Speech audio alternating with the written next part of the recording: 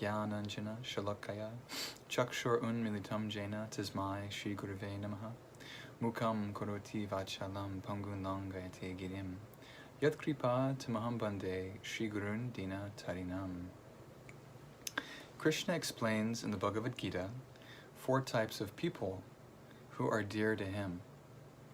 And of the 4, you have the distressed, the desirer of wealth, the inquisitive, and one who is searching for knowledge of the absolute truth.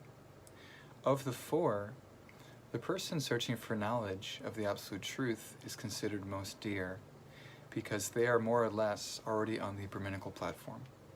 And Krishna is celebrated as Go Brahmanya Hitaya Cha. He's very dear to the Brahmins, he's very dear to the cows, always promoting the protection of these different classes. In this way, when living entities participate in the Brahminical culture and they purify their nature, they become immensely benefited. Not only do they benefit themselves, but they're able to benefit others. And this is explained in the verse, Chitatmana Prashantasya. Chitatmana means one who has conquered their self. First and foremost, they are prashanti, means supermost peaceful. They have discovered the limit of peace, like a tranquil lake. There are no ripples. It's very transparent. So jitatmana prashantasya. The next step is paramatma samahita. Because of this calmness that's reflected in the heart, now they can actually see the true contents of their heart. And that is Paramatma, the indwelling supersoul with 4 arms, holding his celebrated weapons, Shankha, Chakra, Gada, Padma. The lotus flower in the hand of the Lord is a clear reference to the goddess of fortune, who is so dear to the Lord, always by his side, and very pleasing. The conch in the Lord's hand resembles a swan, and the swan is always searching for nectar. So in the Lord's hand, the conch appears like the face of a bird with a pink beak, also very dear to the devotees. The Lord's conch is named Shankachud. Then you have the other 2 items. You have the chakra, what's known as Hari Chakra, the wheel of time, always turning. All living entities inherently fear this wheel of time, but in truth, it can only deal damage to the non-devotees. It supports the devotees, and it inflicts punishment upon the non-devotees. And finally, you have the Shankha, Chakra, Gada, Padma, the club.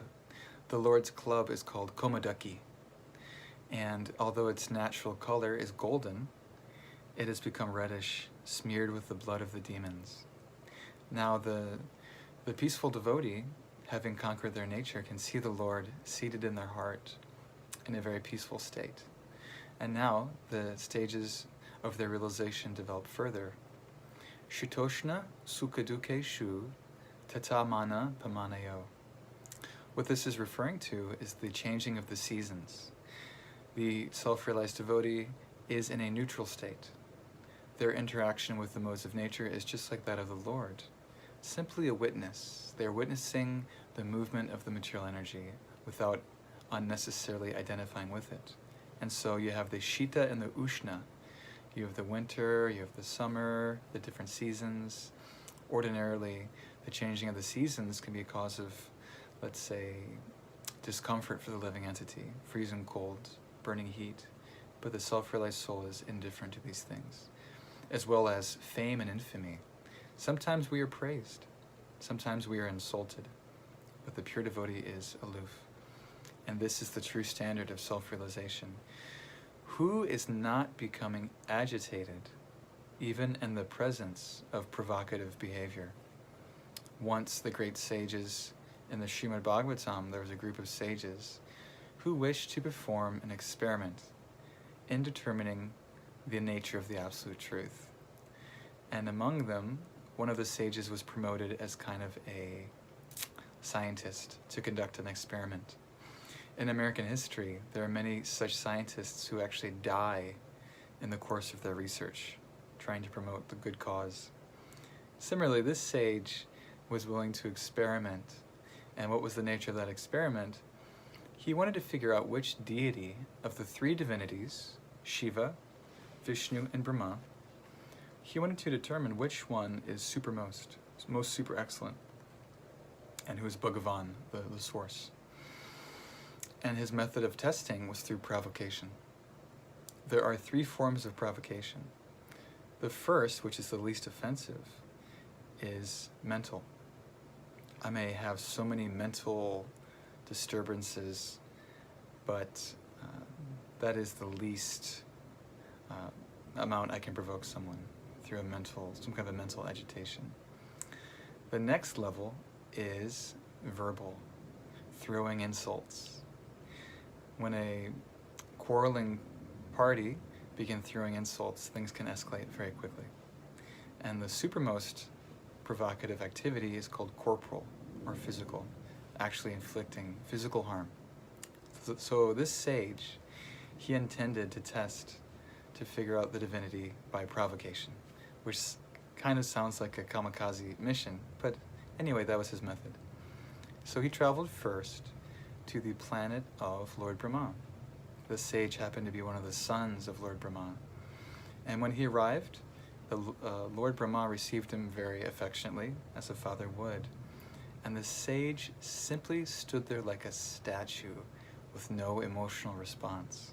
And this was offensive. And Brahma was provoked. But somehow, due to his high nature, he was able to curtail his anger somehow or another, and then he resumed his usual business. Okay, so Brahma showed symptoms of provocation. He is not the supreme. Next, the sage traveled to the planet of Lord Shiva. Lord Shiva lives in this mystical forest under a banyan tree. He's engaged in penance and austerity. At that time, the sage arrived, and he happened to be the brother of Lord Shiva. And Shiva approached him affectionately, trying to give him a hug, and he said, "Oh, you dirty fellow, you have snakes in your hair. You've been rolling around in the crematorium ashes. You are always associated by the hobgoblins and the demons. I want nothing to do with you. Go take a shower." When Shiva heard these words of provocation, he became greatly angry, and he immediately summoned his trident to kill the sage.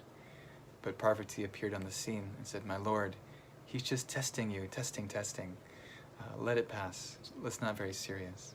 So somehow the sage was not killed. Okay, Shiva was provoked. He's not the supreme. Finally, the sage arrived all the way in a place called Shvetadvip. Shvetadvip is the localized Vaikuntha. It is an eternal spiritual planet within our own universe. And the sage arrived finding Lord Vishnu reclining on his serpent bed Ananta, being massaged by the goddess of fortune, and his eyes were half open. Now the sage has to engage the most intense form of provocation, which is physical. So using his foot, he kicked the Lord's chest as hard as he could with one good kick. And the Lord kind of was startled and said, "My dear sage, your foot is just like a soft flower. My chest is just like a hard stone. Have I injured your poor foot with my hard chest? Let me give it one massage." And so he began to massage the sage's foot. And the sage was immediately in deep realization, oh yes, Vishnu is the supreme person. He cannot be provoked under any circumstances. So very quickly the sage left to report his findings back at the forest where the other sages were gathered. Unfortunately, the goddess of fortune was not so ecstatic, having seen her lord and master kicked insultingly by some Brahmin. And so from that day forward, she cursed the Brahmins that they will be dirt poor. And this is actually our personal experience. So the sage returned to the banks of the river and reported his findings. And now they all engaged in prolonged austerity and meditation upon Lord Vishnu, and they became immortal. We can take a cue from these activities that Vishnu is the unmoved and unshaken. He's the resting place of everything. He's the resting place of the eternal abode, but to speak of this temporary manifestation.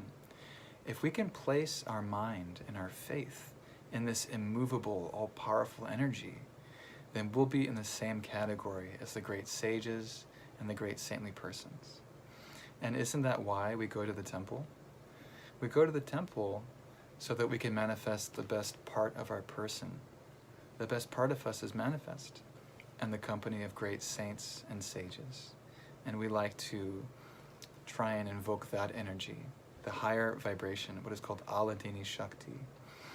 The nature of Aladini Shakti is that she's able to attract